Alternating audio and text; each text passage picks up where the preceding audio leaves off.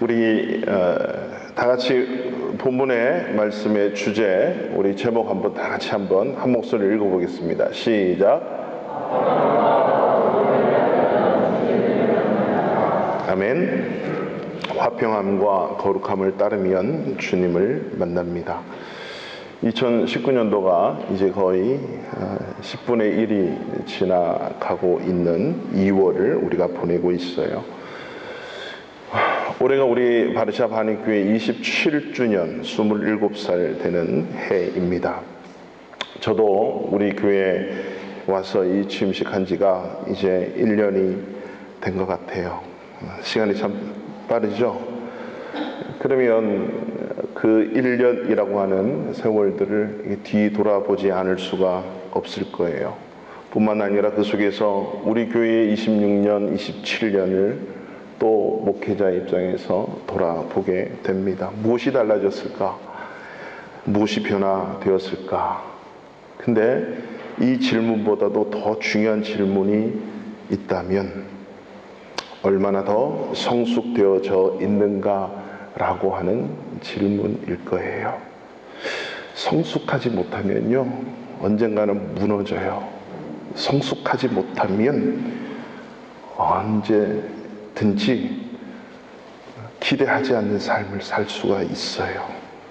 성숙하지 않으면 꼭 변질돼요. 성숙이 참 중요해요. 싱글인 남자, 여자가 결혼을 하잖아요. 결혼하면 싱글 때처럼 살면 안 돼요.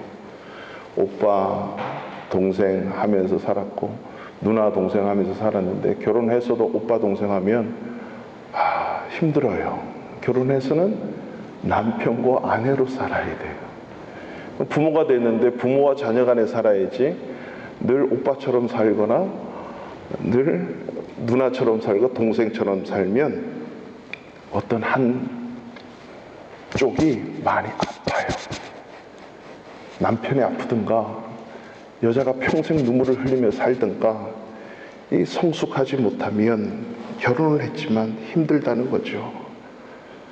해가 가면 갈수록 우리가 예수를 믿고 은혜를 받고 예수를 닮아가고 성숙한 신앙인으로 우리가 살아내야 되는데 성숙하지 못했을 때는 그런 신앙인으로서의 크리스찬으로서의 삶이 오히려 버겁기만 할 때가 많이 있다라고 하는 거예요.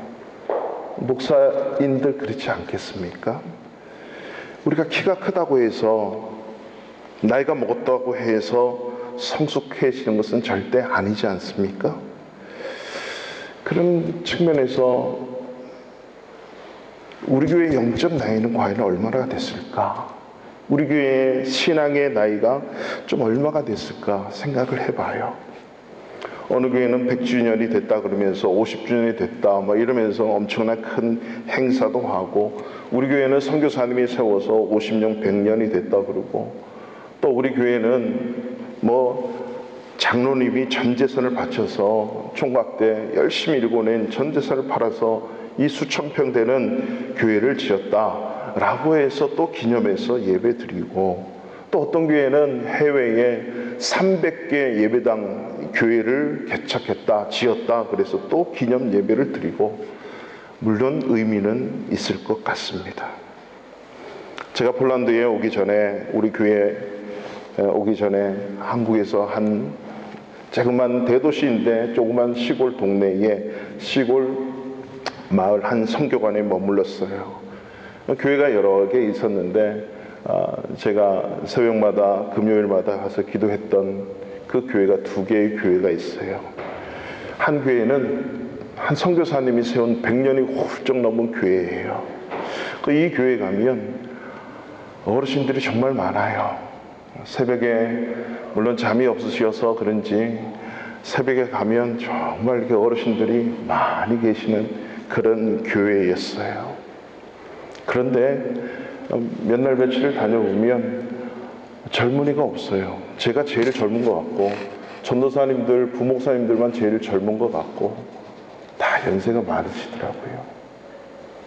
근데 한쪽 교회를 갔는데 그 교회는 이제 30년이 좀 넘었어요. 새벽 예배를 가고 금요 철야 예배를 가면요, 갓난아기부터 시작해서 주일학교 학생들, 중고등학교 학생들 교복 입고 야자 끝나고 밤 10시 끝났는데 그때 와가지고 드럼 치고 기타 치고 하나님을 찬양하는 중고등학생들을 봐요. 그리고 대학생들을 보고 내일 수능을 봐야 되는데 오늘 저녁에 와서 하나님을 찬양하고 기도하고 예배하는 모습들이에요. 그 두 교회를 제가 보면서 어떤 교회를 보고 산 소망과 희망을 더 가질 수 있었겠습니까? 갓난아기부터 중고등학생들까지 청년들까지 그 밤에 나와서 하나님을 부르짖고 기도하고 찬양하는 그 모습을 보면서 교회가 성숙되어 있구나. 1년이 된 이 시점에서 저는 저 자신에게 물어보는 겁니다.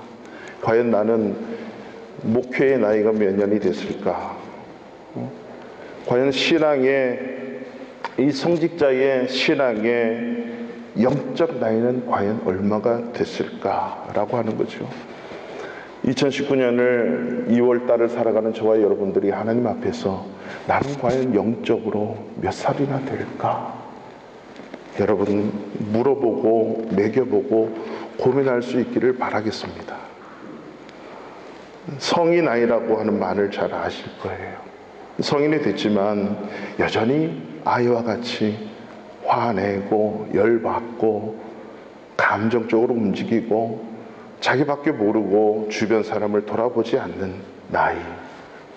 70이 되고 80이 되었어도 아이와 같은 생각과 삶을 가지고 살아간다면, 근데 우리나라 모든 이 성인들의 기질 속에는 이 성인 아이의 기질이 어느 정도는 다 있다라고 그런 상담학적으로 그리고 심리학적으로 다 얘기를 합니다. 어느 정도는 성인 아이의 기질이 있다. 그래서 성숙이라고 하는 것은요, 관계, 릴레이션십에 달려 있다라고 합니다. 예수 믿는 저와 여러분들의 관계는 두 종류입니다. 하나님과의 관계, 그리고 그 하나님을 믿는 사람들과의 관계. 종교개혁자 마르틴 루터가 그렇게 정의를 했습니다. 신앙이라고 하는 것은 하나님과의 올바른 관계가 신앙이다. 하나님과의 올바른 관계. 내가 과연 하나님과 어떤 관계를 맺고 있느냐라고 하는 거지요. 그리고 뿐만 아니라 인간적인 관계, 수평적인 관계예요. 지금 제 뒤에 십자가가 아주 크게 달려 있지요. 우리는 십자가를 보면서 주님의 십자가의 고난과 내 죄 용서해 주시고 구속하신 그 주님뿐만 아니라 우리는 부활하셔서 승천하셔서 우리에게 주시는 메시지들을 볼 수 있어야 돼요. 저 십자가가 수직과 수평으로 되어 있잖아요.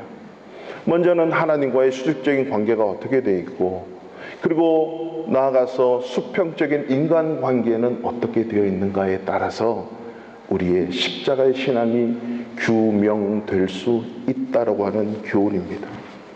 예수님도 이 땅에 오셔가지고 마태복음 22장에 보니까 37절 이하에 보면 네 마음을 다하고 목숨을 다하고 뜻을 다하여 주 너희 하나님을 사랑하라 하셨으니 이것이 크고 첫째 되는 계명이요 둘째도 그와 같으니 내 이웃을 내 자신과 같이 사랑하라 하셨으니 이 두 계명이 온 율법과 선지자의 강령이니라. 예수님께서 율법에 대한 명쾌한 해석, 구약 창세기부터 모세 오경과 선지자들이 남겨놓은 선지서를 통해서 두 가지로 요약하십니다. 그 율법이 뭔지 아니? 하나님을 네 생명 다해 사랑하는 거야. 그리고 너의 이웃을 너 자신처럼 사랑하는 거야. 그러면 율법을 다 이루었느니라. 사랑하면 율법을 다 이루었다라고 하는 것이에요. 예수님은요, 10가지 율법 중에 한 가지라도 어기면 다 어긴 것이라고 얘기하고 있어요. 우리는 10가지 중에 하나 어기면 하나만 어겼지 나머지 9가지는 지켰지 않습니까? 이렇게 얘기할 수 있겠으나 예수님은 거짓말하면 하나님을 부정하는 것까지 그 나머지 9가지 계명도 다 어겼다라고 하는 것이. 이웃을 안 사랑하면 하나님을 사랑하는 게 아니래요. 보이는 형제를 사랑하지 못하는데 어떻게 보이지 아니하는 하나님을 사랑하겠느냐? 즉 우리가 생명 다해 하나님을 사랑하게 되면 보이는 내 이웃을, 내가 아닌 사람, 아닌 다른 사람을 사랑할 수 있다라고 하는 것입니다. 하나님을 생명 다해 사랑하는 자는 자기 이웃을 내 자신처럼 사랑할 수 있다라고 하는 거죠. 근데 이 갭이 너무 커요, 우리에게는. 이렇게 말씀을 아는 것과 믿음의 삶을 살아내는 것, 이것이 하나가 되지 않잖아요. 신앙과 삶의, 믿음과 삶의 일치가 되지 않는데 이것을 좁혀가는 것, 이것을 끊임없이 좁혀가는 그 생활, 이것이 신앙생활이에요. 신앙생활. 오늘 본문 14절을 우리 다시 한번 좀 다 같이 한번 읽어볼까요? 14절입니다. 시작. 모든 사람과 더불어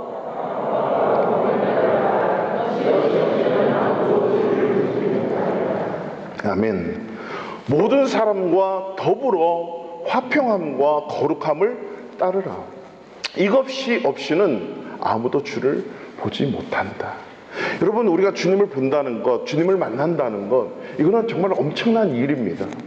근데 그 주님을 보기를 원하고 만나기를 원하는데 모든 사람과 더불어 화평하여야 되고, 그리고 모든 사람과 더불어서 화평함과 거룩함을 쫓아야 주님을 볼 수 있다라고 하는 거예요.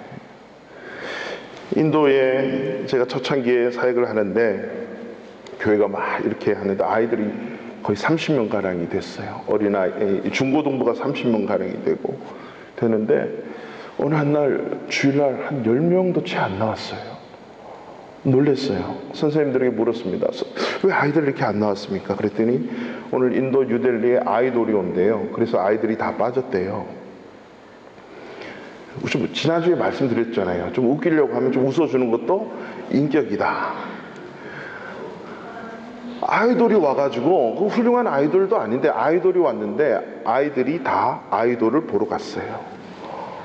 그래서 제가 그 다음 주에 물었어요. 야, 그 아이돌 보려고 다 교회도 안 나오고 3분의 2씩이나 빠졌는데 그 아이돌 보면 뭐가 다르니? 그랬더니 그 아이돌을 보고 나면 엔돌핀 막 쏟는데, 그 유튜브나 TV에서 봐도 엔돌핀이 쏟는데 직접 이 인도까지 찾으러 왔는데 제가 한번 만나주러 가야 되지 않겠습니까? 이러고 갔다는 거예요. 그 아이돌을 만나면 보면 뭐 엔돌핀이 쏟는다나 뭐 공부가 잘 된다나 물어봤어요. 이번 주는 공부 잘했니? 아이, 그때뿐이죠. 우리 인생의 주인이시고 우리의 모든 것이 되시고 우리의 모든 것들을 주시고 마음껏 낮추기도 하고 높이시기도 하고 죽이기도 하고 살리기도 하고 지옥에 보내기도 하고 끌어올리기도 하고 천국에 보내실 수 있는 영과 혼, 몸까지도 다 죽일 수 있는 그 하나님을 우리가 보고 만난다는데 엔돌핀 밖에 안 나오겠습니까? 그 주님을 보고 만난다면 얼마나 큰 아드레날린이 분비되고 우리의 삶에 변화가 있겠습니까? 성경의 역사를 보고요, 인류의 역사를 보면 그 속에 존재했던 모든 인간들, 사람들, 신앙인들 보면요, 주님을 만나고 주님을 본 사람들은요, 삶이 뭔가 달라요. 삶이 달라. 어렸을 때 애들은요, 공부하는 태도가 달라요. 직장인도 사업가도 어떤 누구도 주님을 만난 사람은 뭔가 달라요.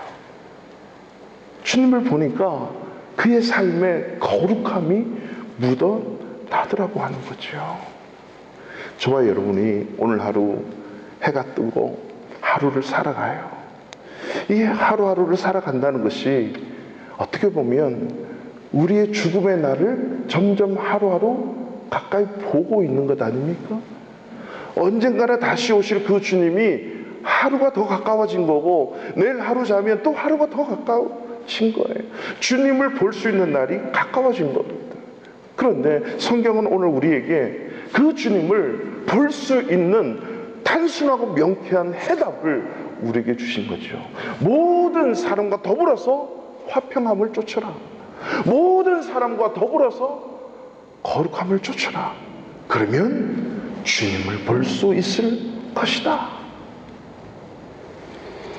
신앙생활 하면서 여러분 한 번쯤 질문을 받았을 그 질문의 내용이 뭐냐면, 주님을 만났습니까? 예수님을 봤습니까? 라고 하는 거예요. 제가 영국에서 선교 훈련을 받으면서 이 영국 크리스천들과 함께 이렇게 지나게 되면 그들이 꼭 묻는 게 있어요. 처음 만나면 꼭 물어요. 그리고 셀 모임 가면, 소그룹 모임 가면 꼭 묻는 게 있어요. 당신은, 성수, 너는 언제 지저스를 만났냐? 영어가 잘 안 되니까 막 떠듬떠듬 하다가 이제는 집에 가서 이 사람들이 만나면 이걸 묻는구나 해가지고 집에 가서 쫙 When I was young 뭐 이러면서 계속 그걸 외우는 거예요.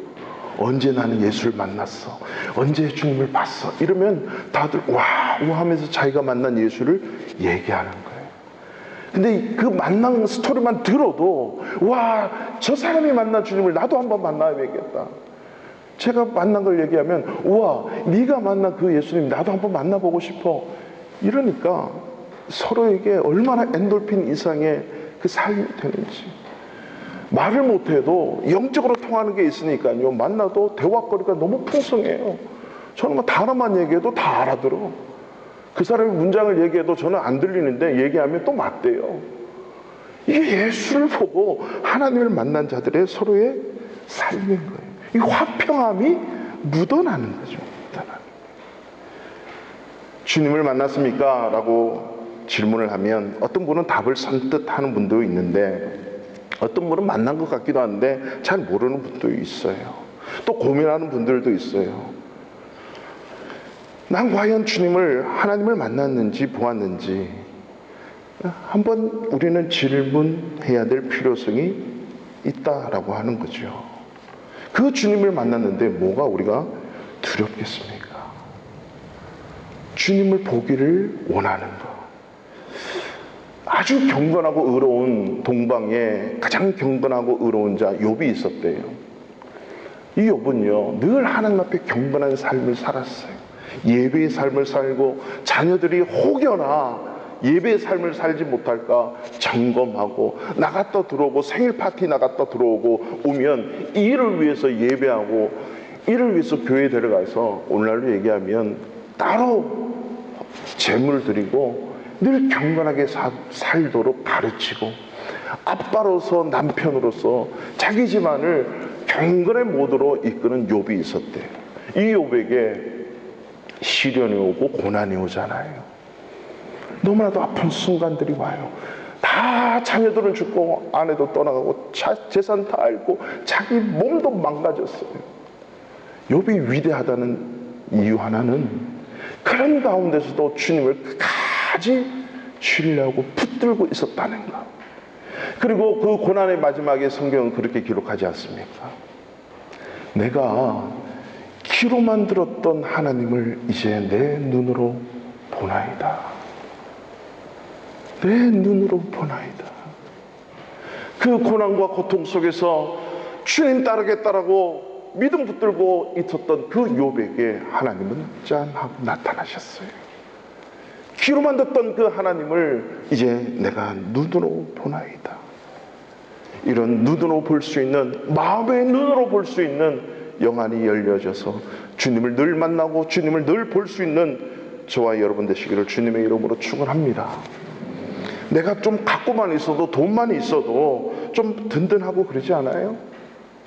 우리 집안에 의사 한 명이 있고 뭐 이렇게 어떤 병원에 수간호사 한 명만 있어도 든든해요. 든든해요.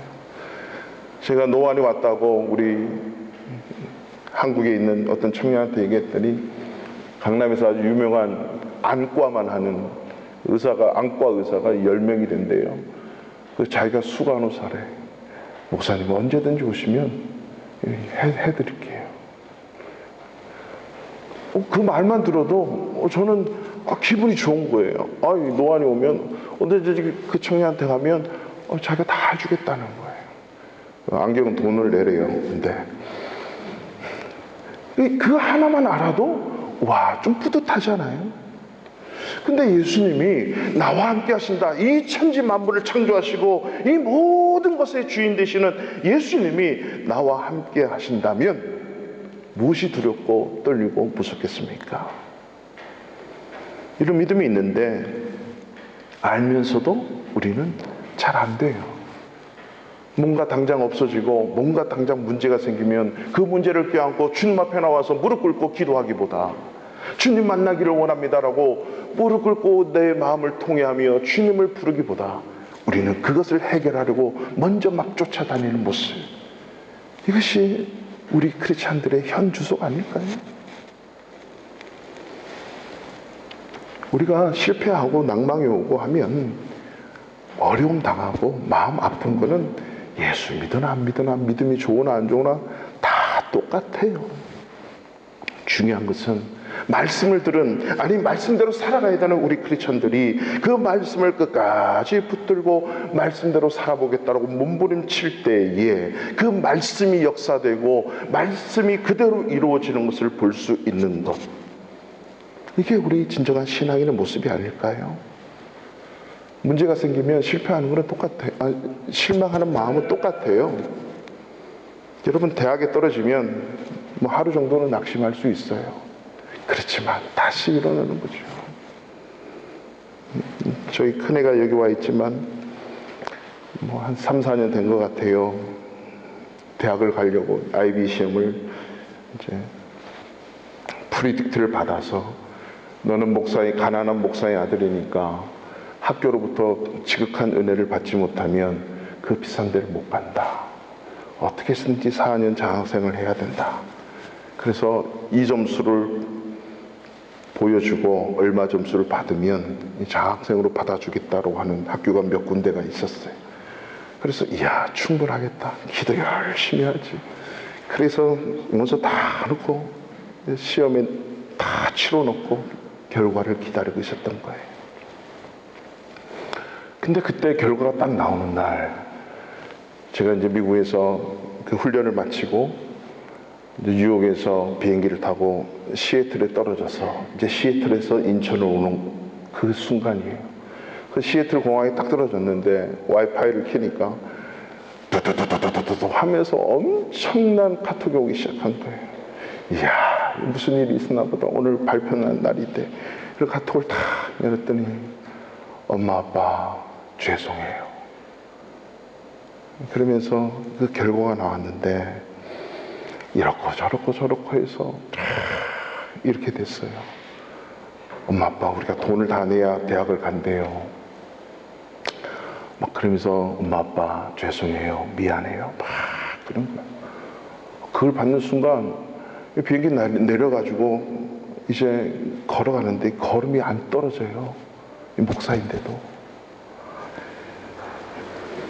그걸 받고요, 와, 머리가 아프고 땡한 게, 뉴욕에서 어떤 집사님이 그랬거든요. 목사님 커피 좋아하시니까 시애틀 공항에 떨어지면 환승할 때 어느 곳에 어느 코너에 커피집인데 거기서 커피를 사고 마시면 너무 기가 막혀요. 그리고 이 트렌지 시간 많으니까 바깥에 나가서 그 시애틀에 어떤 공항 옆에 뭐 가면 거기서 커피를 마시고 뭐 하고 다 적어가지고 감사합니다.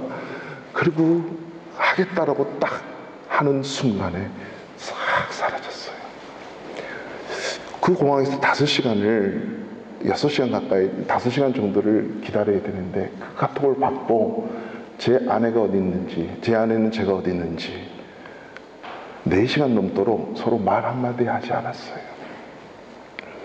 그래서 거기서 그 영화가 생각나더라고요. 시애틀의 밤 못 이루는 밤. 뭡니까? 잠 못 이루는 밤입니다. 막 생각이 나면서 이게 몽롱해지고, 그리고 갑자기 제 귀가 열렸어요. 이제 얼마 안 남았으니까 인천 가시는 분들은 라인업 하세요. 한국말로 하더라고요. 영어는 안 들렸을 거예요. 한국말로 인천 가시는 분들 라인업 하세요. 그때서야 정신을 딱 차렸어요. 여보, 나 커피 사야 돼. 그 집사님이 말씀하시는. 그리고 둘이 마음을 얘기도 안 했는데 접었어요. 근데 카톡이 또 왔는데 과간이에요. 아빠 엄마 제가 이렇게 안 돼도 걱정하지 마세요. 하나님께서 더 좋은 곳으로 인도하실 줄로 믿습니다. 이건 목사가 해야 되는 일인데 목사의 딸이 막 이러고 있는 거예요. 이야, 제가 얼마나 더 속상했겠어요. 그리고 30분 남은 걸 바로 가서 커피 한 잔 마시고 탔어요.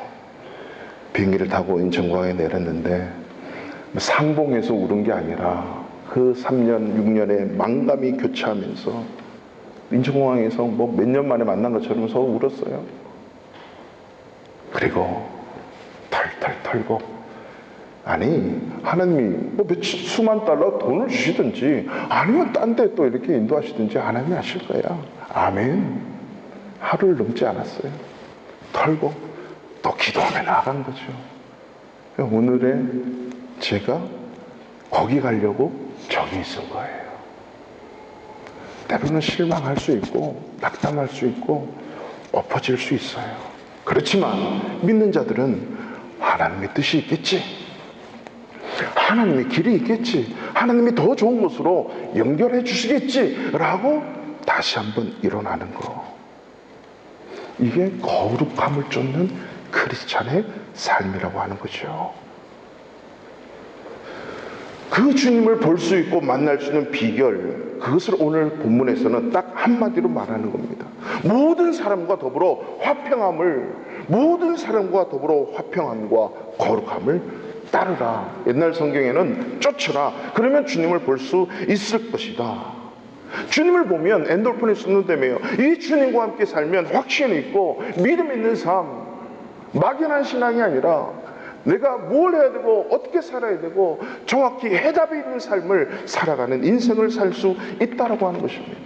그 주님을 본다는 것, 만난다는 것. 차인표 씨가 인생이 40이 넘어도 모태신앙이지만 주님을 만나지 못했대. 이 차인표 씨가 인도 와서 그 때묻고 냄새나고 그 머리카락 지저분한 그 아이 한 명을 끼어안으면서 주님 손을 만졌습니다, 주님을 봤습니다 라고 하면서 그 인생 이후로 탤런트로서 어디 가든 탤런트인지 간증자인지 모를 정도로 주님을 증거하며 살 수 있는 그 힘이 어디서 나오는 겁니까? 주님을 만났다는 거예요. 주님을 봤다는 거예요. 크리스찬으로서 연예인이지만 연예인이 이기 전에, 아니 크리스찬 연예인다운 거룩함을 쫓는 연예인으로서의 확신 있는 삶을 살아갈 수 있는 것, 이것은 주님을 봤기 때문이에요. 우리 모두가 각자 다른 환경에서 각자 다른 직업을 가지고 다른 생각을 가지고 살아가고 있지만 그 삶의 현장에서 예수를 만난 사람으로, 예수를 본 사람으로 살아가는 것, 이것이 진정한 크리스찬의 거룩함을 쫓는 구별된 삶을 사는 자들의 삶임을 잊지 마십시오. 저도 목사이지만요, 이 폴란드에서 목회한다고 일한다고 이래저래 쫓아다니고, 신방한다고 사람 만난다고 쫓아다니고, 설교한다고 설교 준비하고 책 읽고 하고 있지만 과연 내가 주님을 보고 있는가?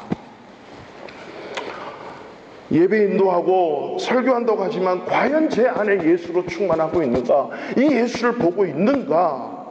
이 주님을 잃어버리면 아무리 설교를 많이 하고 아무리 목회를 하고 신방을 한다 해도, 기도를 한다고 해도 그거는 목사가 아니죠. 마귀에게 속고 있는 거예요.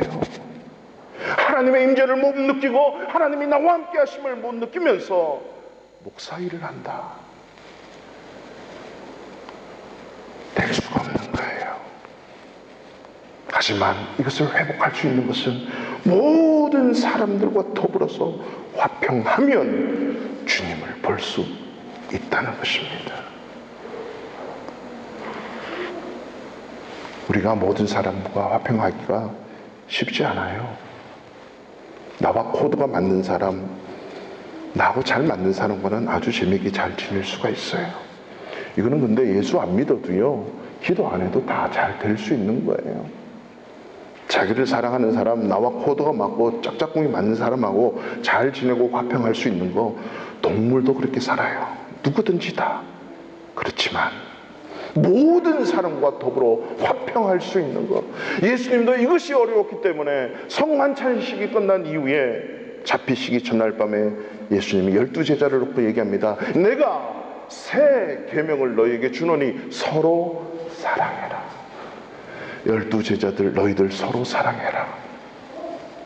그리고 12제자를 통해서 앞으로 수많은 교회가 세워질 텐데 그 교회 안에 성도들이요, 예수 믿는 사람들이요, 서로 사랑해라. 기독교를 말살하려고 하는 그 정책연구소에 어떤 한 분이 예수를 믿어서 본어게인이 됐어요. 이분이 예수 안 믿을 때 기독교를 말살하려고 하는 그 정책이 뭔지 아세요? 기독교인들에게 한국 교회 안에 이슈를 던져놓고 자기들끼리 싸우게 하는 거예요. 그러면 교회는 끝나요. 우리는 속지 말아야 돼요. 모든 사람과 더불어 화평하도록 하는 것이 하나님의 뜻인데 사탄은 어떻게 쓰든지 내 코드가 맞고 우리 교회, 우리 것, 너 것 맞는 사람들끼리 교회가 당을 짓는 거예요. 그러면 교회는 끝이 나요. 하나님을 볼 수가 없어요. 그 교회에 하나님 볼 수가 없어요. 그 크리스찬에게 하나님을 볼 수가 없는 거예요. 예수님이 산상복음의 8복을 시작하시면서 7번째 복을 말씀하셨습니다. 마태복음 5장 9절에 보면 화평하게 하는 자는 복이 있나니 그들이 하나님의 아들이라 일컬음을 받을 것이요, 화평하게 하는 자는 복이 있대요. 피스메이커예요. 어디 가든지 피스메이커로 사는 사람은 복이 있다는 거예요. 근데 하나님 일컬음을 받는데 누가 하나님의 아들이야 라고 말씀해 주냐면 하나님이 너는 나의 아들이야. 역시 너는 나의 아들이야. 이 세상을 화평하게 하면, 화평하게 살아가면 하나님이 인정해 주신다는 거죠. 그래, 너는 나의 아들이야. 기도 많이 하는 거 중요합니다. 예배 드리는 거 중요합니다. 찬양하는 거 중요해요. 말씀 많이 하는 거 중요해요. 더 중요한 거는 하나님과의 관계 속에서, 사람과의 관계 속에서 화평함을 이룰 때에 하나님의 아들이야 라고 일컬음을 주는 거죠. 오늘 이 단순한 말씀 앞에 내가 주님을 보기를 원합니다라고 고민하고 뒹굴고 기도하기보다 오히려 더 하나님 모든 사람과 더불어서 화평하기를 원합니다. 아니, 화평하면 돼요. 그리고 모든 사람들과 함께 거룩함을 쫓으면 돼요. 여기서 화평함을 이루는 것은 피스메이커로 살아가는 것이고요, 거룩함을 쫓고 거룩함을 따른다는 것은 크리스찬으로서의 말씀대로 살아가는 사람이에요. 이것을 성화라고 얘기하죠. 크리스찬답게 살아가는 거예요. 크리스찬이라고 하는 것은 성경 말씀을 붙들고 말씀대로 살아가는 사람을 크리스찬이라고 그래요. 그래야 내가 sanctification, 성화되어져 갈 수 있다는 거예요. 제가 크라쿠프에서 기차를 타고 올라왔는데 같은 칸에 탄 사람이 노 부부인데 저보다 나이가 조금 많은데 여자는 런던 사람이고 남자는 크라쿠프 사람이래요. 그래서 어떻게 얘기하다 나는 목사고 선교사고 이런 얘기들을 했다고 예전에 얘기했잖아요. 그래서 제가 생각을 못했는데 이 영국 사람인데 제가 크리스찬 이 영어 단어에 대해서 설명을 해줬어요. 너 크리스찬이? 그랬더니 yes I am 그러는 거죠. 그래 너 무엇이 크리스찬인 줄 아니? 제가 물었어요. 그럼 뭐냐 묻더라고요. 크리스찬이라고 하는 것은 Christ에다가 IAN을 붙였다. 이 IAN은 뭐냐면 예수 그리스도가 하셨던 말씀, 예수 그리스도가 행하셨던 그 삶, 예수 그리스도가 행하셨던 그 인격 그대로 사는 게 크리스찬이야. 이 단어를 설명해 줬어요. 그랬더니 내가 영국 사람인지 그 사람이 영국 사람인지 서로 이게 잘 모르는 거예요. 여러분, 크리스찬, 그리스도인이라고 하는 거는요, 그리스도께서 하신 말씀, 그리스도께서 행하신 행함, 그리스도의 인격대로 살아가는 것, 그리스도의 사명대로 사셨던 그 사명을 이루는 게 크리스찬이라고 하는 거예요. 크리스찬, 그리스도인, 단순한 거예요. 이게 뭔지 앞에 우리가 이것을 갭을 좁히려고 하지 않아요. 예수를 믿는 것과 내가 사는 믿음의 삶과 이 다 같이 하나가 되어야 하는데 이 하나가 되지 않는 거죠. 따로 구분되어 있는 거예요.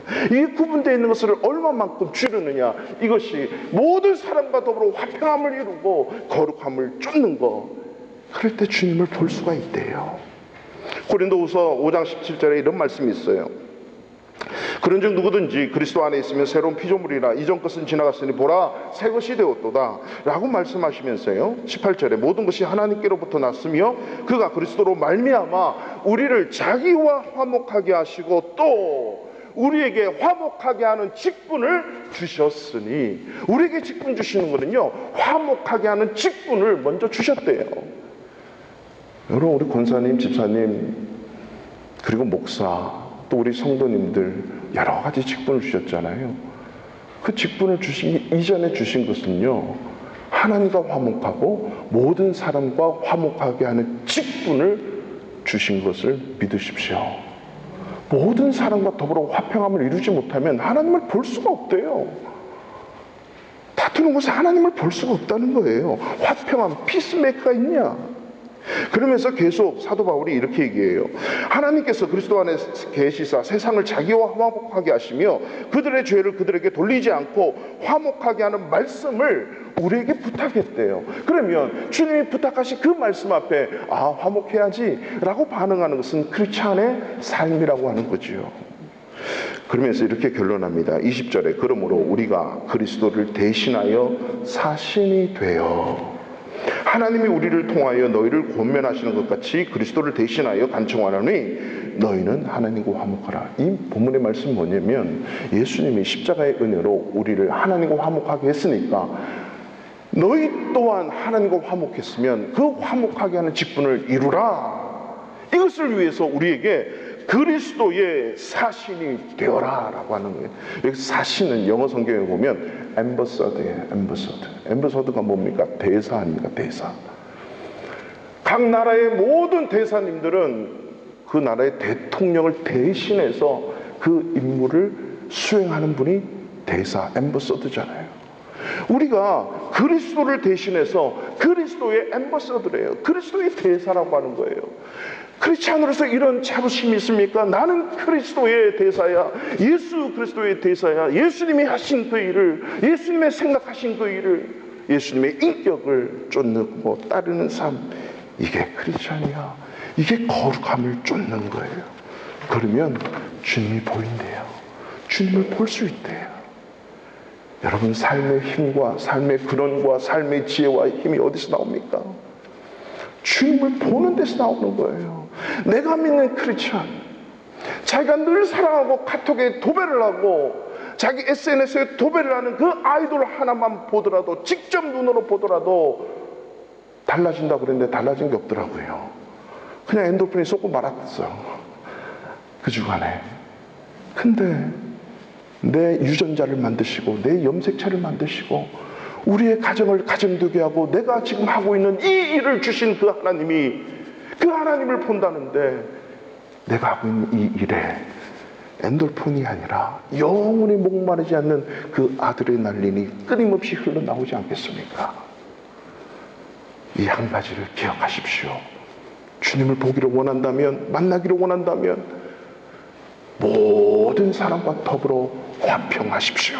모든 사람과 더불어 화평할 뿐만 아니라 그 속에서 하나님의 거룩함을 쫓으십시오. 주님 볼 때 여러분과 저의 인생이 변화되고 삶이 변화될 줄로 믿습니다. 2019년 남은 한 해 그저 보내지 말고 주님을 볼 수 있는 놀라운 은혜와 영광을 맛볼 수 있기를 주님의 이름으로 축원합니다.